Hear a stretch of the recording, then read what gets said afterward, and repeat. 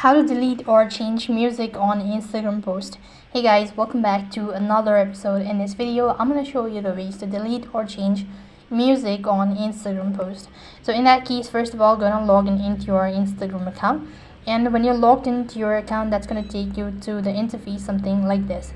Now while you're on this page, go to your profile, and here in my case I happen to already add music, so you can see this is the particular music that I have already added. So what you have to do is, in order to remove it, just go ahead and tap the three dot icon next to it and click on edit. So when you press on edit, you'll be able to make changes with your captions, maybe tag, and you can also go ahead and add a location whatsoever. However, there's no such option as to change or delete music from Instagram posts.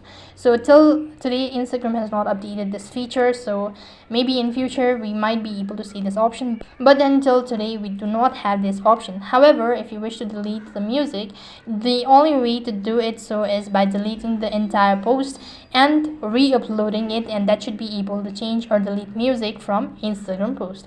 So that's the only way to delete or change music on Instagram post. That is all for this video. I hope the video was helpful. Make sure to like, share and subscribe to our channel. Thank you for watching. See you in the next video.